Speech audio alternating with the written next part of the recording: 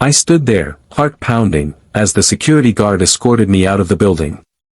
The same building where I'd poured in countless hours, missed family gatherings, and sacrificed weekends. Now, I was being treated like a criminal. Just an hour ago, I was sitting at my desk, finalizing the quarterly report. Then, out of nowhere, I was summoned to the conference room. Inside were my boss, his nephew, and 2 HR representatives. The atmosphere was thick with tension. "We're letting you go," my boss said coldly. No explanations, no warnings. Just like that. I glanced at his nephew, who smirked smugly. It all made sense now. The late-night meetings, the sudden interest in my projects, the unexplained errors in my reports. He'd been setting me up. As I gathered my belongings, I felt a mix of anger, betrayal, and determination. They thought they'd won. But they had no idea who they were messing with. It started like most good stories do, with hope. When I first got the job at Langford and Company, it felt like I'd finally broken through. A respected firm, solid salary, and a role that actually challenged me. I remember walking into the office on my first day, wearing my best shirt, full of nerves but ready to prove myself. The team welcomed me like family. My manager, Daniel, the same man who would later betray me, seemed sharp and fair. I even got along with the IT guy, which is saying something. For the first year, everything was golden. I handled sensitive accounts, delivered results, and even saved the company during a data breach by catching it early. Daniel praised me at every staff meeting. I was moving up slowly, but surely.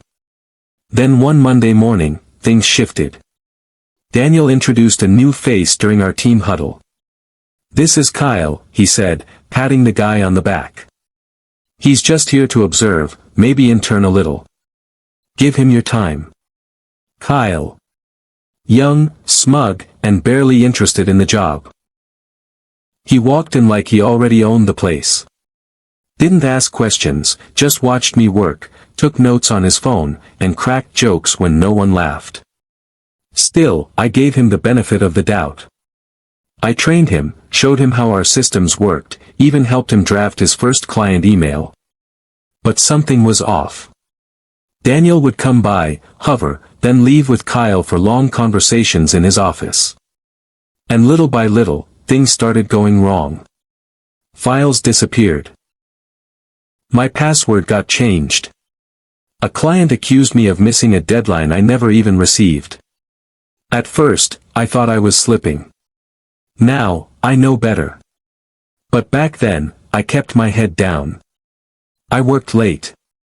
I covered for Kyle's mistakes. I didn't realize I was already being hunted. It started with whispers. Tiny things. A client casually asking, "Didn't you say this would be ready last week?" But I hadn't. I knew my schedule inside out. I lived by that calendar. Then, it was the reports. Twice in 1 month, data I submitted was altered, subtly, but enough to cause delays. I thought maybe I'd clicked the wrong files, maybe I was tired. But a gut feeling kept gnawing at me. Then came the emails. One of our partners flagged a message I had sent, full of errors, unprofessional tone, sloppy attachments. Only. I never wrote it. It had my name. My signature. But it wasn't me. I went to Daniel. Told him what I'd noticed. He brushed it off. "You're under stress," he said. "Happens to the best of us." That night, I stayed late. Pretended to leave, then doubled back after everyone was gone. I needed to know what was going on. I walked past the cubicles toward the server room. That's when I heard voices. Daniel and Kyle. They were in Daniel's office. I crouched by the door, careful not to make a sound. Kyle laughed. "He still doesn't know. Thinks it's just glitches." Daniel replied, "Good. I need him out by next month. You're taking over full-time after that." I froze. My heart didn't race, it thudded, heavy and slow. I felt sick. This wasn't just office politics. They were plotting. Deliberately sabotaging me. I went home that night with fire in my chest. Something inside me had cracked.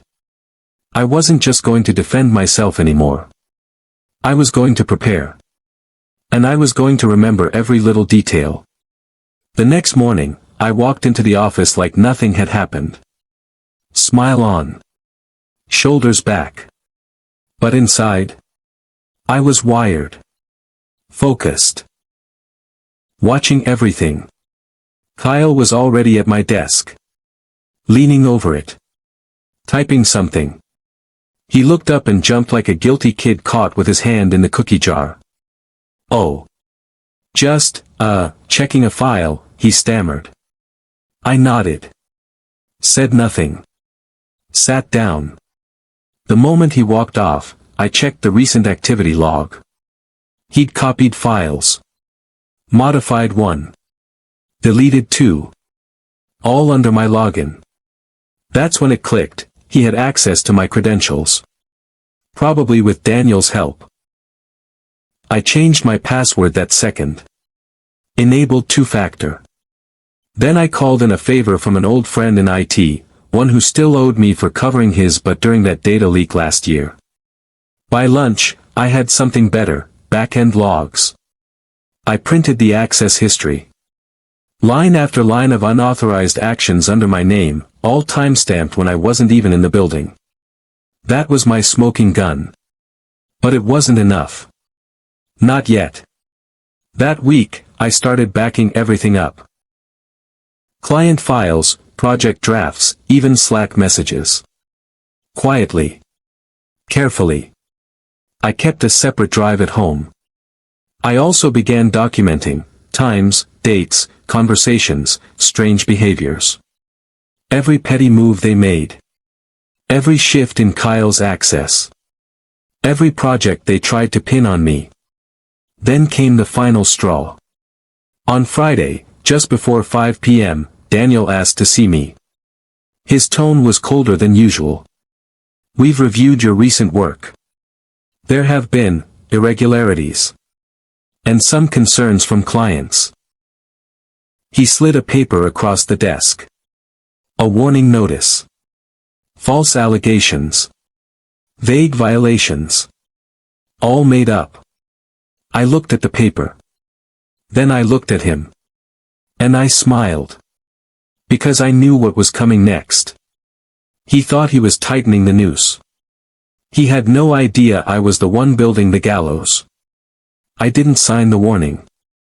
Didn't argue. Didn't raise my voice. I just folded the paper, slipped it into my folder, and left his office with the same fake smile he always gave me in team meetings. But inside, something had shifted. I wasn't just fighting to keep my job anymore. I was planning how to end his. That weekend, I did something I hadn't done in years. I pulled an all-nighter. But this wasn't for a project. This was war prep. I reviewed every file I had saved. The access logs. The fake emails. The reports that had been sabotaged. I organized them all into timelines. Matched them against security camera timestamps that I got, quietly, from my friend in IT. Then, I remembered something even juicier. A company Daniel had a side contract with, off the books. Something he never disclosed to upper management. A conflict of interest buried in fake vendor invoices. I'd overheard him bragging about it at a Christmas party, back when he thought I was harmless. I did a little digging. And there it was. A dummy vendor name. Payments issued. No actual service delivered. That was fraud. Corporate fraud. And it was my golden ticket. But I wasn't ready to cash it in yet. No, not until I made sure Kyle was taken care of too. I needed more dirt on him. So I started baiting him. Monday morning, I left a folder labeled Q2 bonus proposal on my desk, then accidentally walked away for 10 minutes. When I came back, the folder was gone. 20 minutes later, it appeared in the shred bin, half torn, like he hadn't even bothered to hide it properly. I retrieved it. Scanned it. Logged the time. Then I smiled to myself. Every step they took now, they were dancing to my tune. And I hadn't even started playing the real music yet. The funny thing about arrogant people? They get sloppy when they think they've won. Kyle was no different. After sabotaging me for weeks and watching me crumble, he started getting cocky. Too cocky. He began showing up late, talking over clients during meetings, even posting photos of himself in the office on social media. Caption things like, "Running the show now," with a smirk and a stupid peace sign. The final straw. He uploaded a picture of himself inside Daniel's office, feet up on the desk, flipping off the camera, with a client file clearly visible on the monitor behind him. I couldn't believe my luck. That file? Highly confidential. And company policy? Crystal clear. Unauthorized disclosure, even by accident, is grounds for immediate termination. I saved the post. Screenshotted the comments. Dated everything. Then I waited. The next day, I slipped a printed copy of the photo into a company mailbox addressed to compliance. No return name. No fingerprints. Just a timestamp and the words, "Is this how we protect client privacy now?" Within 48 hours, an email hit everyone's inbox. Company-wide memo. An urgent reminder about confidentiality, with strong hints about disciplinary action coming down. Kyle didn't show up the next day. Daniel looked rattled. He pulled me aside. Asked if I'd heard anything. I just blinked and said, "Nope." But it's wild what people post these days. I walked away before I laughed. Because now I knew, they were scrambling. Trying to cover tracks. Trying to guess who was watching. And the best part? They still had no idea the real storm hadn't even started yet. Kyle returned 3 days later. Different suit. Different energy. Gone was the swagger. His walk was stiff, like someone had given him a quiet scolding behind closed doors. But Daniel? He looked worse. He'd lost that oily confidence. He wasn't cracking jokes in meetings. He was snapping at people. Watching doors like he expected someone to burst through with handcuffs. I kept my head down. Smiled. Did my job. But behind the scenes, I was preparing my first real strike. You see, every corporation, no matter how polished, has pressure points. Weak spots. I'd found theirs in a folder marked Audit Season. Turns out, the company was about to be reviewed by an external ethics board. Some standard compliance thing. But if someone, say, me, were to send a neatly packaged report of fraud, sabotage, and insider nepotism, that would change everything. So I compiled it. 40 pages. Clean. Labeled. With dates, screenshots, email headers, and a special appendix, vendor irregularities, possible embezzlement. I didn't send it from my computer. I mailed it. From a post office 3 towns over. Under an alias. With a burner email for follow-up. Then I waited. And while I waited, I began phase 2. I leaked. Small things. I sent anonymous tips to industry blogs. Not slander, just breadcrumbs. Rumors of favoritism at Langford and Company. Insiders hint at strange firings. Client data leaked via social media. Each one ended with a quiet line, "Watch what happens during the audit." And people did watch. People in suits started showing up unannounced. Quiet meetings happened behind glass doors. Daniel stopped looking people in the eye. Kyle. He stopped showing up completely. I didn't say a word. Not yet. But in my head, the countdown had begun. 2 weeks after I mailed that report, the audit team arrived. Not the usual clipboard-wielding interns. These were sharp-dressed, silent types. Think, ex-investigators turned corporate watchdogs. They didn't smile. They didn't announce themselves with fanfare. They just started, asking questions. At first, people assumed it was routine. Then, an HR manager was escorted out for a private discussion. Then, they took Daniel. Not out of the building, no, they walked him to a conference room and closed the blinds. 4 hours. No one saw him come out until after dark, and when he did, he looked pale. The next morning, I got called into the same room. My heart thudded like a drumline. But I kept my face calm. Innocent. They didn't accuse me of anything. They asked measured questions. Were you aware of any reporting discrepancies? Did you interact with Kyle directly regarding data privacy? Were you aware of this vendor listed here? I answered everything truthfully. Calmly. And when they thanked me for my cooperation, one of them smiled. Just slightly. The first time I'd seen one of them smile. By the end of the week, 3 people were suspended. Kyle. On extended leave. Daniel. Under investigation. And me. Still there. Still working. Still quiet. But now, the whispers had turned. People started stopping by my desk. Hey, man. Sorry about what happened. I always thought something was off with them. If you ever need a reference, I didn't say much. Just nodded. Grateful. Steady. Because I knew something they didn't. The final piece of my plan was still to come. And it would make everything that had happened so far look like child's play.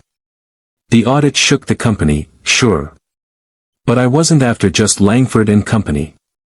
No. I wanted Daniel to carry this stink with him forever. Wherever he went. And I knew how. See, I had something most people didn't, contacts. Old clients. Partners. Former colleagues who'd moved up in the world and respected my work. And one night, over coffee with a former vendor rep, I let something slip. Funny how Langford's been quiet lately, I said casually. Must be tough, with the fraud stuff going on. His eyes widened. Wait, what fraud? I just raised my brow. Sipped my drink. And that was all it took. The industry grapevine. It's faster than the news. Within a week, rumors were flying. People started asking questions. Big clients paused contracts. One even pulled out completely. But I wasn't done. I took it further. I created a file. Not anonymous this time. Not hidden. It was a professional dossier, detailed, factual, not emotional, outlining Daniel's misconduct, the conflict of interest, the retaliation, the audit results. Every line backed by evidence. Then I submitted it to an ethics review board for executive certification. See, in our industry, to climb above a certain level, you need that certification. And Daniel? He was next in line for promotion. Until my file landed in the right inbox. A week later, I got the news from a contact. Daniel's application was denied. Ethics flagged. He's on an unofficial blacklist now. No one's touching him. I leaned back in my chair. Let it sink in. He'd wanted to climb over me. Instead, he fell through every floor on the way down. And me? I wasn't just surviving. I was rising. Kyle was always sloppy. He thought being Daniel's nephew made him untouchable. But nepotism has a shelf life, especially when your protector is under investigation. With Daniel out of the picture, Kyle returned like nothing happened. Like he'd just taken a long weekend. He swaggered into meetings. Threw his weight around. Even tried to coach a senior manager on a project he barely understood. The team. Done with him. The clients. Avoided him. But HR. Watching very closely now. And I gave them something worth watching. See, during his glorious rise, Kyle had kept a little side hustle. He was selling consulting packages to college grads. Promising job referrals at Langford. Charging real money. Using the company logo. Giving his company email as a point of contact. I found one of those poor grads. Reached out. Gently asked if they'd kept any receipts. They had. Oh, they had everything. I packaged it. With the screenshots. The payment proof. The emails where Kyle literally promised, "You'll be in the company within 2 weeks, trust me." I didn't even have to mail this one. I forwarded it directly to HR. Within 24 hours, Kyle was called in.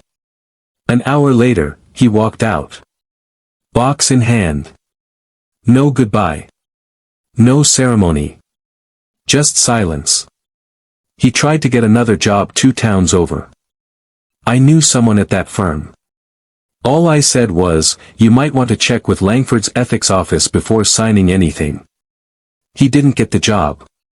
He stopped posting on social media after that. The golden boy turned to ash.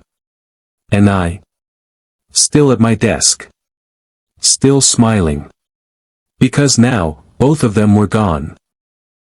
But I still wasn't done. One final move remained. With Daniel disgraced and Kyle effectively exiled, Langford and Company was a different place. Quieter. More careful. Like a kingdom after a coup. But I wasn't just out for justice. I wanted to rewrite the rules. To make sure no one could pull what they did, ever again. So I made a move. I requested a meeting with the board. It was a bold play. Most employees don't get that far up the ladder without a title to match.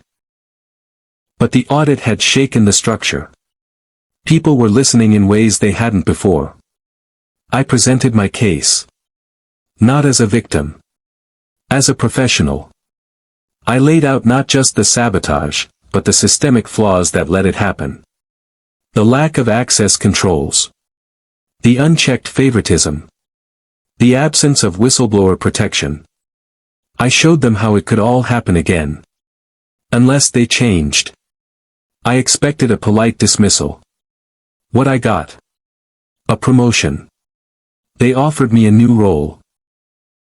Head of Internal Integrity Operations. A mouthful, sure. But in plain terms. I was the new watchdog. I said yes. Not because I wanted power. But because I knew exactly how people like Daniel get away with what they do. And now. I'd make sure they never could again. From that position, I rewrote training protocols. Introduced anonymous reporting tools. Created checks on vendor relationships. Even initiated mandatory quarterly reviews for all exec-level staff.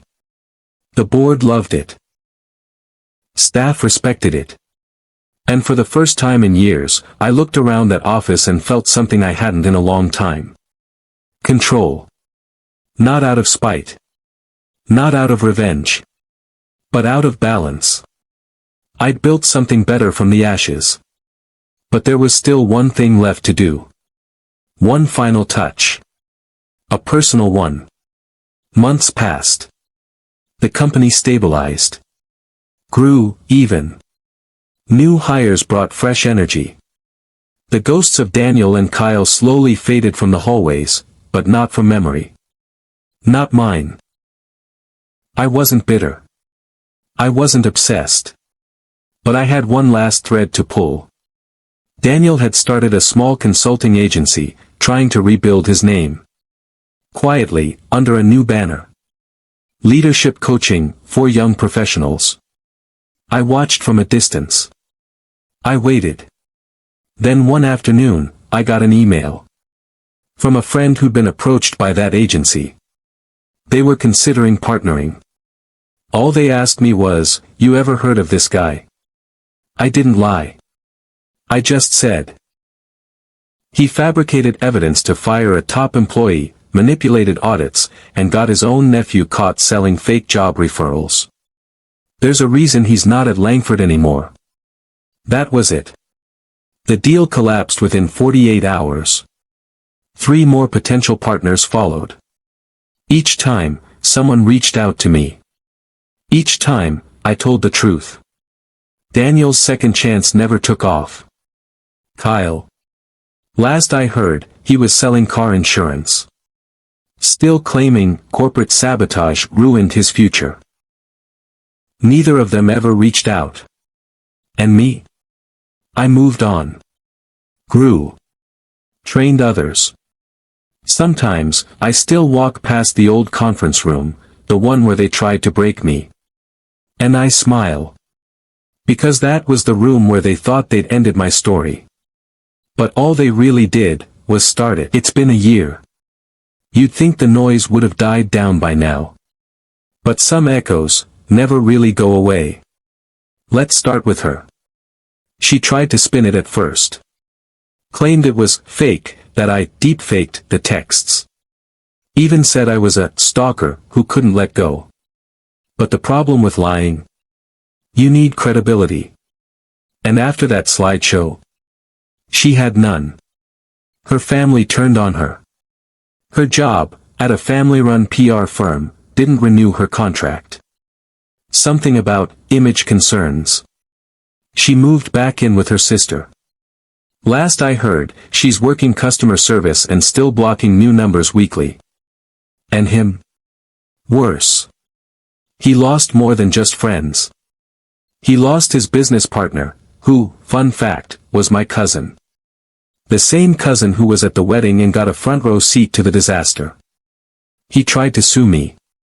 Sent a letter.